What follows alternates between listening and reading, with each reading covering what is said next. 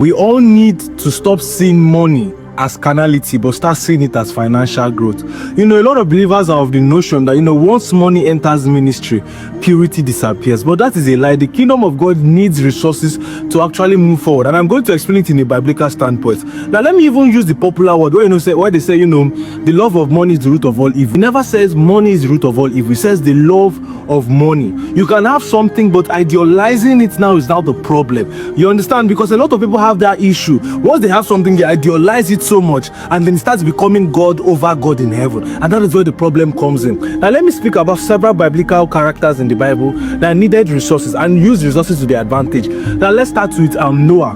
Noah in the Bible, as much as God already gave him the vision, he needed resources. And what was the resources? He needed different things to actually build the ark. He didn't use his hand to build the ark. He didn't say this ark be built. You understand? He needed different resources to make that move. Let's look at Joseph. Joseph, for him to become a prime minister, he needed people around him. See, resources can come in money, resources can come in people, resources can come in influence, resources can come in different things. Resources are very needed. As much as we know that David was anointed, David needed armies, he needed systems. As much as Jesus was the Son of God, he needed people to actually push the ministry work. Because as much as you say that, there's a call of God in your life, you need things to actually push that call out. Even in churches, a church needs a microphone, a church needs members, a church needs chairs, a church needs a podium, a church needs a building. As much as we all say that the church is the people, not the building, but where would the people stay?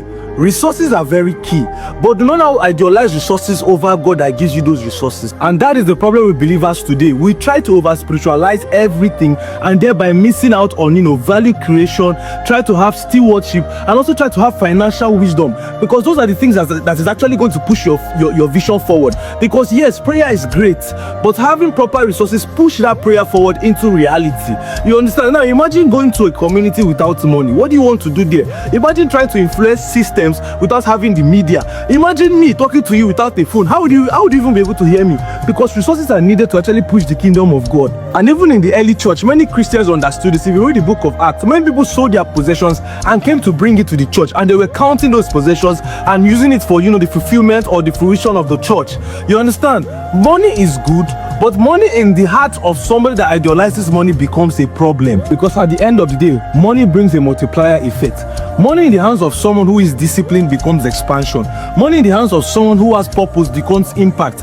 Money in the hands of someone who does not even have financial wisdom becomes a lavish way of spending money. Financial wisdom is very, very key. And see, the goal is not to worship money. The goal is to actually use resources for purpose. Because the moment you start using resources for purpose, progress and growth becomes inevitable.